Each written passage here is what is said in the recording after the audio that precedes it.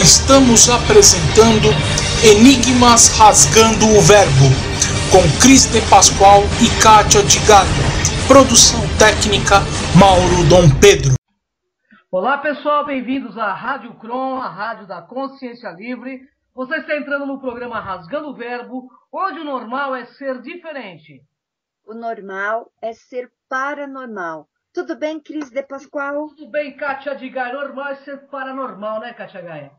Sempre. Todos nós temos esta paranormalidade, dons e podemos a qualquer momento desenvolvê-los, desde que tenhamos autoconhecimento, estudo, pesquisa e discernimento. É isso aí. Bastante discernimento, coerência e lógica é importante, né, Kátia? Sempre. Bom, Kátia Gaia, a pedidos também dos nossos internautas, eles querem saber o que é angústia. Então eu fui pesquisar, né? Nós fomos pesquisar para saber o que é realmente angústia. Angústia é uma doença da alma, sabe, Kátia Gaia? Angústia é a sensação psicológica, pessoal, que se caracteriza pelo sufocamento, aquele peito apertado, a ansiedade, insegurança, falta de humor e com ressentimentos aliados a alguma dor. E no campo psiquiátrico, a angústia é considerada uma doença e precisa ser tratada. Para a psiquiatria, a angústia está muito próxima da depressão. Embora que nem sempre quem tem angústias periódicas pode estar sofrendo de depressão, e sim uma manifestação da ansiedade, que é o receio do futuro. Então, pessoal, a angústia pode estar ligada a causas psicológicas, como complexos, traumas, meio familiar repressores ou desgastantes também. Pode desencadear sensações de opressão. A angústia somente será considerada uma doença quando aparecerem outros sintomas, como a falta de concentração, a tristeza permanente, a inquietação, os pensamentos negativos, pessoas que apresentam um quadro de angústia, que não tem acompanhamento profissional, desenvolve outros distúrbios emocionais como cansaço físico e mental, um comportamento inadequado e a baixa da autoestima. Pessoal, a angústia é uma emoção que está à frente de um acontecimento, uma circunstância, ou ocorre por lembranças traumáticas também. Ela acontece em estados paranoicos, onde a percepção das coisas é muito maior e distorcidas. Os povos da antiguidade, os gregos, procuravam combater a angústia, criando uma sociedade baseada no princípio do equilíbrio. Isto é, nada em demasia como forma de combater nossos instintos e paixões. Assim, surgiram as tragédias gregas que, como arte da representação e da aparência, nos colocam em contato com toda a tragédia e angústia da existência. Alguns filósofos dizem que a angústia surge no momento que o homem percebe a sua condenação à liberdade. Por isso se sente angustiado, já que sabe que é o senhor do seu destino. Pois é, Kátia Gaia. E o medo, pessoal, é o maior parceiro da angústia. O medo, quando exagerado, nos paralisa e nos deixa vulneráveis. Talvez você já tenha sentido isso. Aquele peso no peito, o coração apertado, sufocado, como um pássaro aprisionado em uma gaiola. Às vezes nem sabemos que nome dar a esse sentimento tão assustador. Então vamos chamá-lo de angústia, né, Kátia Gaia? A angústia, ela é um sentimento humano, um sinal de alerta de que algo não vai bem. Não ficamos angustiados sem que exista uma boa razão para isto. E se você olhar ao redor, com certeza será capaz de perceber o que vem oprimindo seu coração. Mas o importante é saber que não nascemos para viver angustiados. Nascemos para fluir pela vida, para atravessar, sim, momentos de dificuldade e aflição. Afinal, são nesses momentos que nos fazem crescer. Mas a vida, pessoal, não precisa ser um peso, né? Uma dor, um martírio. Isso jamais. Se você anda angustiado, talvez esteja teimosamente evitando olhar para algo em sua vida. Talvez tenha ignorado outros sinais. Talvez esteja tentando anestesiar a si mesmo.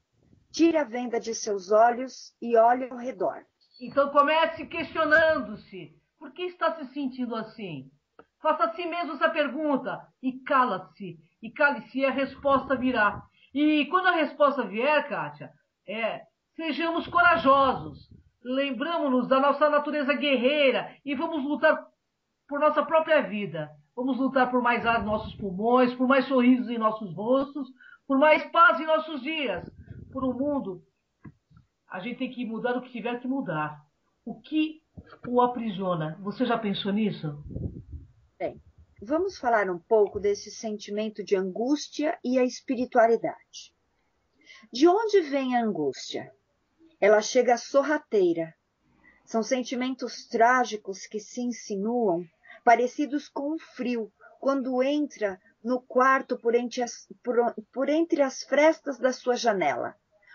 Tudo parece um cotidiano, normal, até que, de repente, vem aquele nó, o aperto entre a garganta e o peito que se chama de angústia.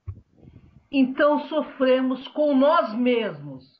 Vamos notar que, por vezes, nossos movimentos em busca da felicidade são estabanados. Machucamos quem gostamos de amar porque esquecemos que lidamos com os nossos nervos à flor da pele. Ficamos também nervosos com religiões gesticulando promessas de abundância e prosperidade, perguntando se eles não pensam nas mulheres e crianças de mão estendidas para a tigela de arroz que grupos humanitários oferecem em campos de refugiados. Sabemos que tais questionamentos nos indispõem com os religiosos, mas como transpor o fosso que separa o discurso da prática? Bem, pessoal, talvez reconhecer que é próprio da religião preferir as afirmações categóricas aos atos precários de solidariedade. A gente se angustia em saber que a humanidade experimenta o céu como um vislumbre intuitivo, mas o inferno, pessoal, se concretiza e tortura de fato os nossos dias.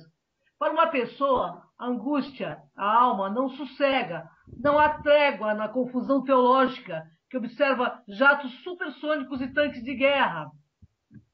E esta quer saber como eles queimam galões de combustíveis se falta gases para drapo nos ambulatórios da periferia. E na madrugada, antes do sol nascer, a gente vê os pontos de ônibus já lotados de homens e mulheres que se antecipam ao dia para ganhar subsalários. E, de fato, precisaríamos de uma dose cavalar de cinismo para nos isolar desta realidade que nos agride todos os dias. É verdade, Katia Gaia. Contudo, tem pessoas que acabam se afastando da espiritualidade porque confundem com religião ou instituição. Por isso e muito mais, chega a ser ridículo o debate sobre a existência ou não de Deus. E notamos que pouco se dispõem a abraçar a mulher que acabou de enterrar o filho morto pelo tráfico. O fato é, enquanto não tivermos peito de agir como humanos, não devemos sequer ousar debates sobre o transcendente e o pragmático, porque devemos apenas nos permitir na justiça e nas ações verdadeiras. Bem, verdade. Divagações meramente filosóficas aborrece mesmo. Que mundo humanos construiriam em que ricos e famosos ostentam relógios pontilhados de diamantes, enquanto multidões dormem com fome nos bolsões miseráveis? Para mim, essas lógicas, Katia Gaia, teológicas, filosóficas, justificam a atual ordem das coisas, mas não passam de remendos mal servidos para que pequenos burgueses que falam em nome de Deus continuem em suas zonas de conforto. Assim, abrimos mão de qualquer religião e que se cala diante de uma economia canibalizadora de gente. Muitos não ligam, não se importam. Na agonia de ver tanta alienação, tentamos orar feito Cecília Meirelles, que dizia: salva-me, Senhor do horizonte, sem estímulo ou recompensa, onde o amor equivale à ofensa. É verdade, Katia Gaia, mas de fato nos frustramos. Os anos aceleram, a vida vai se esgotando, falta tempo. E nosso ânimo ocorre o risco de desabar-se em nada. Nada mais útil que uma tesoura que não corta. Nada mais irritante que um vaso trincado. Nada mais triste que um homem constatar que sua vida pode se esvair inodora e sem sabor. Ambrósio, um dos primeiros cristãos, dizia: o nosso mundo romano morreu porque temeu a tragédia e fugiu do sofrimento e porque aborreceu o fracasso. Então, no medo da tragédia, nos desdobramos ao poder. No medo do sofrimento, louvamos a indiferença. E no crescente esplendor de 1000 anos, tornamo-nos cruéis, práticos e estéreis. Ganhamos o mundo, mas no processo perdemos a nossa alma. A depressão ocorre exatamente nesse momento, Kátia, quando não queremos perdê-la. A nossa esperança implora, nunca ao costume ao cômodo. Desejamos que as estruturas maléficas invertidas que nos rodeiem continuem indivisivelmente hostis e ruins. Por isso, não vamos permitir sentir vencidos pela fadiga, menos por covardia. Portanto, neste momento, a nossa fé passa a significar que a possibilidade do milagre só virá de muitas mãos trêmulas, mas perseverantes, e não lá de fora. Angústia é um sinal de alerta de que algo não vai bem, e a sua principal causa é o medo. Somos livres para mudar nossas vidas, e assim, na maioria das vezes, o que nos aprisiona, nos oprime e nos mantém prisioneiros é o medo. Medo de mudar, de arriscar, de perder, de recomeçar, de errar. Medo. Pois é, o medo, pessoal, é o maior parceiro da angústia. O medo, quando exagerado, nos paralisa e nos deixa vulneráveis.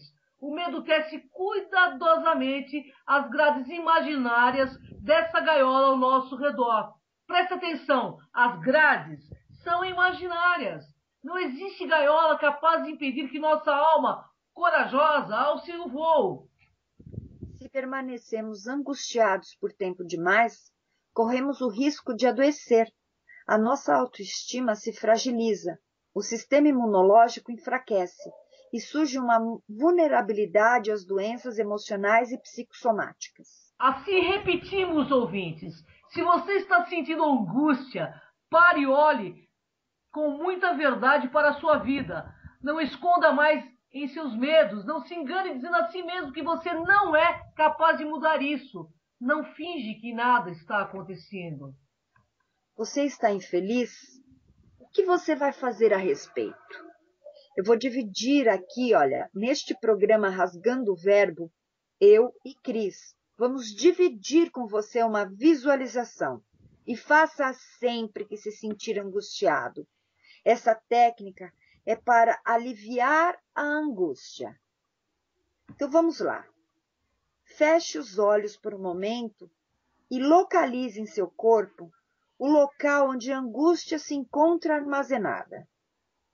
Você saberá, talvez esse lugar esteja apertado, talvez esteja até dolorido. Visualize a angústia que está armazenada neste local como se fosse uma massa escura. É verdade, é uma massa escura mesmo, Kátia. Para algumas pessoas, essa massa pode se parecer com uma fumaça. Para outras, pode parecer sólida como uma rocha. De qualquer maneira, tendo localizado a angústia em seu corpo, comece a prestar atenção na sua respiração. Inspire o ar e imagine uma luz prateada sendo trazida para dentro do seu corpo, junto com este ar. Imagine que cada inspiração você leva esta luz prateada até o local onde está a sua angústia. É como se esta luz prateada fosse dissolvendo aquela massa escura. E ao expirar, deixe que o escuro da angústia saia junto com o ar. Inspire essa luz prateada, levando até o ponto da angústia. Inspire a angústia. Continue fazendo isso até sentir um alívio. Vale lembrar que se a angústia persistir por tempo demais, busque ajuda, né, pessoal? Procure um profissional que o ajude a avaliar o nível e as causas de sua angústia. Não se abandone, ok? Angústia tem cura, tá? Diferentemente do medo ou da ansiedade que são experimentados pela maioria das pessoas, A angústia acomete menos de 50% da população. E, em geral, pacientes relatam uma agonia mental sem gatilho aparente, atrelada a um sufoco semelhante ao da asma, e uma dor ou uma compressão no peito, descreve o psiquiatra Valentim Gentil. Incentivar o diagnóstico e um tratamento personalizado é proposta de Gentil, que assina o artigo intitulado Por que Angústia?, divulgado na publicação científica inglesa no jornal of Psychopharmabiology, porque nas discussões entre especialistas do mundo todo, o sentido dessa emoção se esvaziou ao longo do tempo. E frequentemente, ouvintes, ela é confundida com um distúrbio de ansiedade ou de pânico. Mas são comportamentos mentais diferentes, com padrões de ativação cerebral distintos, e defende Gentil. A ansiedade é uma apreensão exagerada em relação ao futuro, enquanto a angústia é um sofrimento relacionado ao presente. E os pacientes costumam levar a mão ao peito e reportar um sentimento de vazio, sente conflitos diante de inúmeras possibilidades de escolhas no dia a dia e questionam o sentido de sua existência. Conta a psicanalista paulista Maria de Lourdes Félix, que auxilia Gentil nas pesquisas sobre a face psicológica da angústia. Em casos extremos, essas pessoas são dominadas pela introversão. Elas perdem a capacidade de análise, de lidar com o cotidiano e de interagir socialmente e ficam paralisadas. À luz do filósofo dinamarquês Søren Kierkegaard, de 1813 a 1855, a psicóloga Marília Dantas, da Universidade Estácio de Sá, do Rio de Janeiro, traduz o mal-estar. O ser humano sente desamparo, incerteza, falta de controle diante da liberdade de decidir. Optar por um caminho significa correr riscos, abrir mão das alternativas. E isto é angustiante. É verdade, Kátia, é verdade mesmo, é angustiante. Reconhecer um quadro de angústia, pessoal, é uma função que cabe a especialistas. Mas os angustiados de plantão podem contribuir, fornecendo detalhes de como se sente, perguntando, por exemplo, o que é angústia para você. E as respostas variam. Mas, na verdade, parece um beco sem saída dentro do peito. Ou ainda, é uma incerteza sobre as consequências das decisões que tomamos. Infelizmente, a maioria dos angustiados só procuram ajuda especializada quando a sensação ruim beira o insuportável. Eles chegam ao pronto-socorro com dor e opressão no tórax, e um peso e um desconforto no peito, e confirma o cardiologista César Jardim, supervisor do pronto-socorro do Hospital do Coração em São Paulo. Então, pessoal, os sintomas eles se assemelham aos de problemas cardiológicos como infarto, mas os problemas cardiovasculares só se confirmam em 30% dos casos, estima o pessoal que trabalha com a parte de cardiologia. E conta que depois de realizar exames e apontar que o sujeito está em condições perfeitas de saúde, os pacientes confessam que vêm sentindo nervosos e angustiados. Quando é assim, excluída a presença de doenças físicas, o passo seguinte deveria ser a visita a um psiquiatra, pois há hipóteses de que a angústia seja desencadeada por uma maior ativação de uma região chamada ínsula, no córtex cerebral, relacionada à percepção de funções viscerais, como as do coração, do diafragma e dos pulmões, explica Valentim Gentil. Por isso, acreditam que suas vítimas possam responder bem aos calmantes chamados benzodiazepínicos e alguns antipsicóticos e uma classe de antidepressivos conhecida como tricicligos. Continua, a imipramina é um dos principais medicamentos desse grupo e se mostra eficaz, apesar de promover eventuais efeitos colaterais como tonturas e alterações cardíacas. Completa o colega Jair Mari, da Universidade Federal de São Paulo. E ele afirma que essa droga modula neurotransmissores como a noradrenalina, substância que age no cérebro e controlam as emoções. O ideal é complementar o tratamento de um psicólogo ou psicanalista, que trabalhamos o desenvolvimento emocional, fazendo com que o paciente reflita e traduza seus pensamentos, criando condições para contornar os sentimentos que julga insuportáveis, explica Maria de Lourdes. Bem, a angústia, né, é um problema de saúde e necessita acompanhamento. Se ela nos sufocando, chega de sofrer em silêncio, busca o auxílio e afrouxa de vez esse nó dentro do peito. A angústia que paralisa, que torna a vida inviável, pode e deve ser cuidada, assim como a angústia que gera movimento, que cria, pode e deve ser estudada e utilizada para construções de formas de vidas mais condizentes com nossas necessidades e anseios. Muitas pessoas trazem ao consultório a queixa da angústia, de uma perturbação existencial que as acompanha desde sempre. Há casos em que se trata de uma angústia gerada por uma situação circunstancial, algo que demanda uma interferência no ambiente, nas relações, no contexto da vida e da pessoa. Assim, ouvintes, essa perturbação é provocada por situações externas e é possível identificar sua gênese, seu papel e encontrar formas de lidar com ela. E nesses casos, ou por um longo período de sua vida, pode ser uma resposta à sua queixa. Obviamente, né? Não se pode modificar contextos, ambientes, relações ou formas de vida sem antes averiguar as possibilidades, viabilidades e implicações de tais mudanças e avaliar, de fato, se elas podem ou devem ser provocadas também. Por isso, todo o trabalho de pesquisa feito através da historicidade da pessoa, de uma análise minuciosa das intrincadas relações das diferentes formas de estruturação, é imprescindível a tal decisão. Todavia, há casos que dizem respeito a uma angústia que não é gerada por questões circunstanciais, mas trata-se de uma insatisfação, de algo que acompanha a pessoa por todo o percurso de sua existência. E para alguns, uma angústia capaz de criar novas formas de vida, uma angústia criativa. Para outros, uma angústia impeditiva, que não permite viver o que se é, em casos extremos, não permite viver.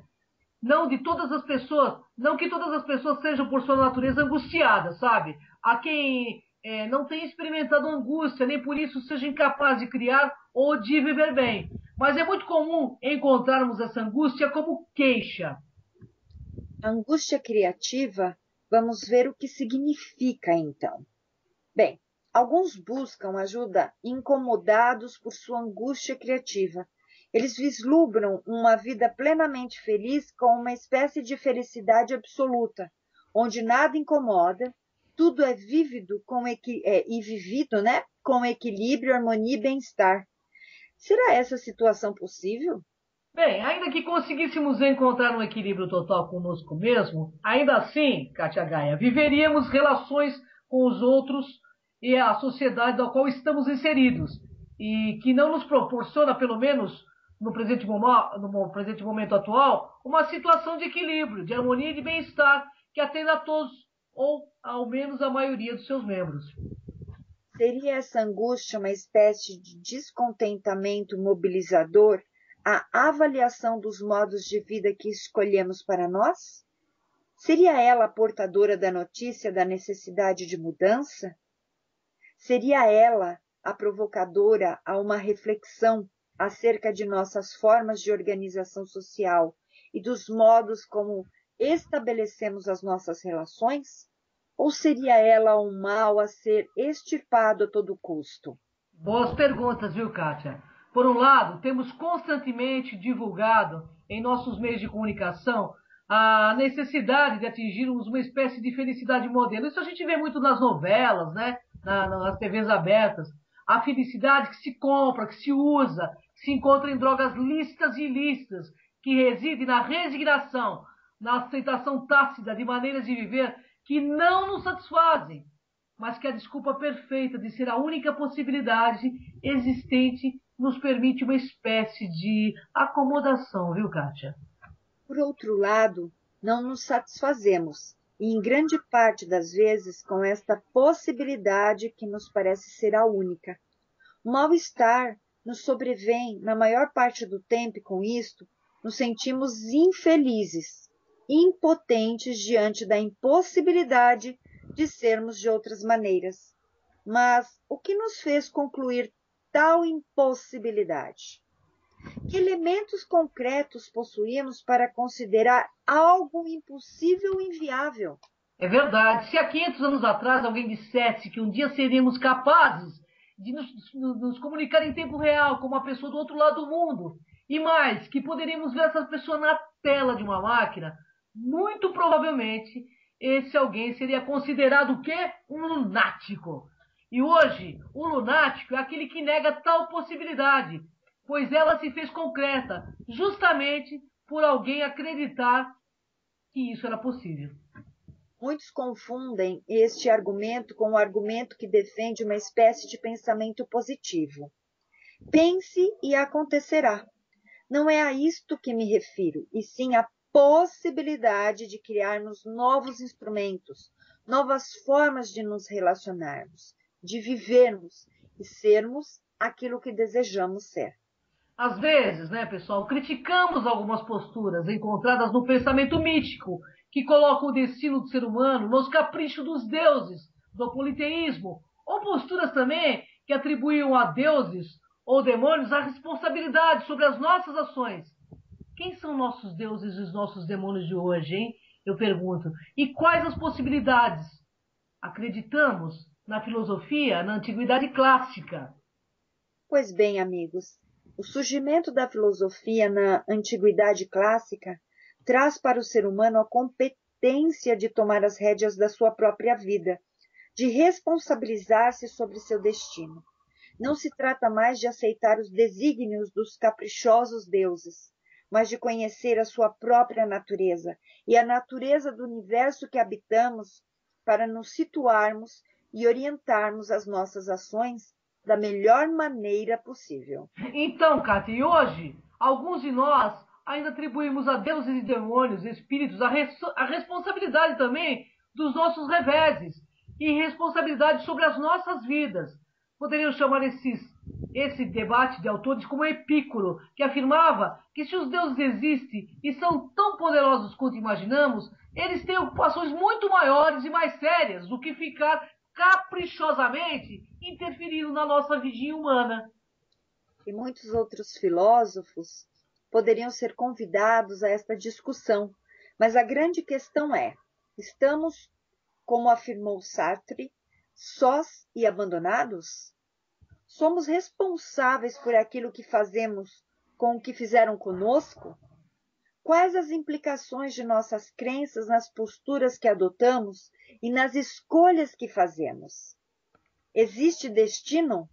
Existem pessoas, né, que creem não ter possibilidade de modificar suas vidas. Acreditam, né, fielmente que seu destino ele está traçado por uma condição social, biológica ou de qualquer outra natureza. A consequência dessa crença também, em grande parte das vezes, consiste num desânimo perante a vida, numa espécie de desistência de seus sonhos, de suas possibilidades de ser. Por isso, por vezes, promove grandes sofrimentos, a ausência da crença na possibilidade, o descrédito em si mesmo e na flexibilidade do ser humano. Quando modificadas essas crenças, é comum que as coisas passem a acontecer de outra maneira. O que foi isso? Mágica? Interferência do pensamento na realidade? De alguma maneira, sim. Contudo, tal interferência pode ser explicada de maneira simples pela mudança de postura diante das situações. Que ao invés de acreditarmos que determinado caminho é inviável e desistir diante de um primeiro obstáculo, certas crenças fortificam a pessoa a persistir na construção do seu caminho e assumir uma postura mais ativa diante de sua realidade e, consequentemente, provocar através de suas ações a movimentação do mundo à sua volta. E então, questionamos vocês, ouvintes. Você já se sentiu angustiado? O que desejou fazer com a sua angústia? Extirpá-la? Livrar-se dela? Ou pensá-la como uma forma de reavaliação da sua vida, como possibilidade de um encontro com novas formas de ser? Em que sua angústia resultou? Movimentação existencial ou paralisação? Bem, há que se lembrar que a angústia que paralisa, que torna a vida inviável, deve ser cuidada assim. Assim como a angústia que gera movimento, que cria, pode e deve ser estudada e utilizada também para a construção de formas de vida mais condizentes com as nossas necessidades e anseios. Um indígena ou habitante da polis grega daria ao filósofo existencialista outra definição, Kátia Gaia. Eles poderiam dizer que a angústia existencial, que tanto preza como aquilo que eleva a uma consciência semi-religiosa do ser, nada mais é do que uma racionalização neurótica para o efeito psicológico da situação de ruptura, de desordem pessoal ou social, daqueles que, de uma forma ou de outra, sofrem a experiência de se sentirem alienados da sociedade ou de si mesmo. Então, Kátia Gaia, autoconhecimento é tudo! Tenhamos todos a coragem de autopesquisa, para que sejamos todos seres despertos. É isso aí, Kátia Gaia. É nossa função no programa Enigmas, no programa Rasgando o Verbo, né? É isso aí. É a gente conseguir construir uma desperticidade para que nada mais nos angustie, para que a gente consiga ter uma vida melhor, né? E conseguir lidar melhor com os problemas, né, Kátia Gaia? Que aí a gente vai criando resiliência, né, Kátia? Bem, angústia nada mais é com a sua necessidade ou a sua inconformação perante uma realidade que você não gosta. Se você não gosta, que tal você mudar? Não adianta ficar angustiado. Mude. Se mudar a qualquer momento. Nada muda se a gente não mudar, né? Então vamos ter a coragem de mudar, não é, Kátia Gaia? Sempre. E vamos convidar, Cris, a todos vocês que nos ouvem e que têm aí o seu lado de pesquisa, que tem o seu produto, que tem o seu trabalho, o seu livro, enfim. Você pode, em 3 momentos, fazer parte e ser parceiros nossos. Primeiramente, do programa Enigmas, você pode participar na Demais TV, trazendo o seu produto, o seu trabalho. Você pode também ter o seu programa na Rádio Crom. E, ainda assim, divulgar no nosso site, que é o www.programenigmas.com.br. Nessas 3 oportunidades, você pode entrar em contato conosco através da nossa produção, que é o 11 3482 6381, saber o investimento e como fazer isto. É isso aí, Kátia Gaia. Bom, a gente aguarda vocês, ouvinte. Uma parceria sempre é bem-vinda. Eu acho que vai ser muito legal para vocês, para nós também vai ser um prazer. E, Kátia Gaia, vamos convidar o pessoal toda quarta-feira, né, Kátia? A partir das 10 horas, vocês vão acessar o programa Enigmas através do www.demaistv.com.br. Temos sempre um assunto de ponta, de pesquisa, com pesquisadores, com pessoas que são, sem dúvida nenhuma, agentes transformadores no meio em que vivem. E você também pode ser através da sua pesquisa, do seu autoconhecimento. E fica uma dica. Nós temos a TV Crom, que é no YouTube, e lá nós temos um acervo enorme de vídeos, quase 600 vídeos. Inscreva-se. Seja um seguidor deste canal e não da Cris e da Kátia, mas sim da TV, para você receber esse material quentíssimo a hora que nós subimos para o YouTube. É verdade, porque autoconhecimento liberta a dor, né, pessoal?